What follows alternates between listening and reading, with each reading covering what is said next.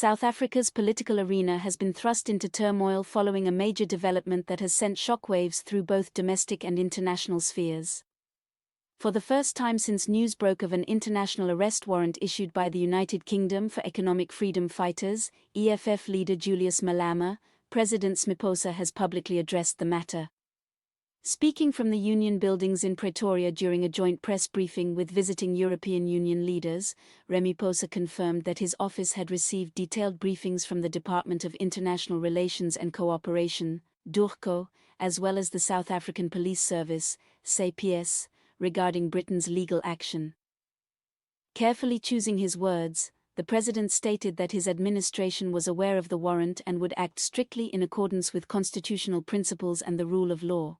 He emphasized that South Africa as a democracy governed by legal institutions would follow proper diplomatic channels and judicial processes when dealing with the case, declaring firmly that no individual, regardless of political stature, is above the law, whether in South Africa or anywhere else in the world. His comments were widely interpreted as a measured attempt to navigate a politically explosive situation, while preventing further polarization within the nation. Reports revealed that a UK magistrates' court issued the sealed warrant in connection with a sweeping investigation into money laundering and organised financial crime. The investigation revolves around a British registered corporation, Rutherford Consulting, Ltd., which prosecutors allege acted as a laundering front for illicit financial flows linked to influential African political figures. According to the UK's National Crime Agency, NCA, and Interpol, Malema is suspected of directly or indirectly benefiting from more than 4.22 million, approximately 100 million rand, routed through offshore accounts linked to Rutherford Consulting between 2020 and 2023. Authorities alleged that Rutherford Consulting disguised these transfers as consulting fees tied to fabricated Pan-African land reform initiatives, when in reality the funds were allegedly redirected into encrypted cryptocurrency holdings, luxury European estates, and high-end legal retainers. British investigators claimed the scheme was specifically designed to mask the true source of the money and shield the transactions from international scrutiny. Malema, known for his fiery speeches, radical populism, and outspoken criticism of Western influence in African affairs, has vehemently denied all accusations, dismissing the UK's legal actions as politically motivated retaliation disguised as due process. He labelled the warrant a manifestation of colonial hostility, a charge that has energized his political base and intensified hostilities within South Africa's already deeply polarized political environment. In contrast, President Ramaphosa's response took a dual approach. Assertive in principle yet diplomatic in tone, reflecting an effort to assure international partners that South Africa upholds the rule of law while avoiding actions that could further antagonize EFF supporters. He stressed that his administration would not interfere with legal proceedings in any jurisdiction and reiterated that South Africa remains committed to obligations under international treaties, including potential extradition requests from the United Kingdom. At the same time, he underscored that Malema, like all South Africans, is entitled to the presumption of innocence until proven guilty, cautioning that political identity must never be used as a shield for wrongdoing. Behind the scenes, however, diplomatic pressure has reportedly intensified.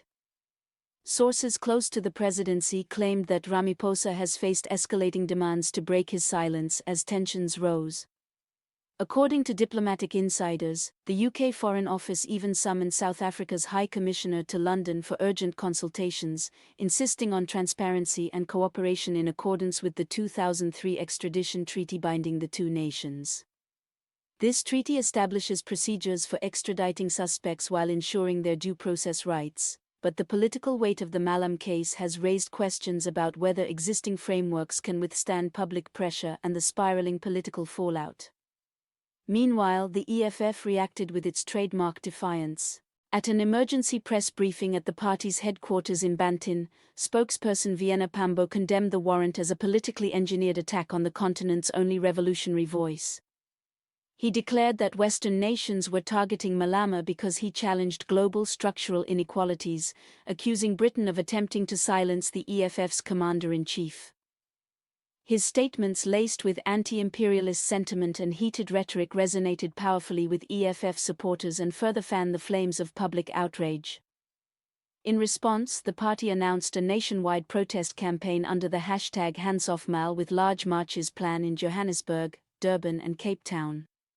Organizers expect tens of thousands to participate, framing the movement as a fight against neo-colonial interference and a defense of African sovereignty. However, security experts have warned that these mass demonstrations could escalate into violence, especially given South Africa's current economic hardship, widespread unemployment, and rising public frustration. Police officials are reportedly preparing for potential clashes as recent protests have often devolved into confrontations between demonstrators and security forces. The tense atmosphere has heightened concerns about national stability, with some analysts warning that the situation could spiral into broader civil unrest if not handled with extreme caution. Adding to speculation, Malema recently cancelled all international engagements, including a scheduled keynote speech at the Pan-African Youth Forum in Accra, Ghana, citing security threats. His sudden withdrawal has fueled rumors that he fears arrest outside South Africa's borders and believes foreign governments may attempt to detain him. The timing of the warrants leak so close to South Africa's national election cycle has sparked widespread debate. Many observers suspect political manipulation aimed at weakening the EFF's momentum and fracturing opposition alliances. Political strategists warned that the unfolding saga could reshape electoral dynamics, potentially influencing voter sentiment and altering party strategies. At the same time, legal scholars note that if the UK files a formal extradition request, South Africa's judiciary will face a complex challenge. Judges would need to weigh the strength of British evidence, potential political motivations behind the charges, and South Africa's legal obligations under international agreements. Such proceedings could take years, involving multiple appeals and extended court battles. And given Malema's broad influence and passionate support base, any attempt to arrest or extradite him could trigger mass protests, strikes, or nationwide disruptions. For Ramaphosa's administration, the crisis represents a precarious balancing act. Failing to cooperate with the UK may strain relations with key allies and undermine investor confidence, especially at a time when South Africa's economy remains fragile. Conversely, appearing to side with foreign powers against a prominent opposition leader could erode domestic legitimacy and fuel claims of political bias. Ramaphosa's careful approach, asserting adherence to the law while refraining from taking sides, reflects the high-risk political landscape in which he must operate. Beyond the immediate political implications, the case touches deeper historical and ideological nerves. For many EFF supporters, the allegations evoke memories of selective justice, where African leaders who challenge Western dominance face prosecution, while others aligned with global powers evade scrutiny. For others, however, the case underscores the urgent need for accountability across Africa, especially among political elites accused of enriching themselves at the expense of public welfare. The controversy thus highlights the broader struggle between post-colonial resistance narratives and the universal demand for transparent governance. As South Africa braces for intensified protests, diplomatic tension, and potential legal battles, the world watches closely. The Malema case could set a precedent in how African democracies handle politically sensitive extradition requests involving influential figures.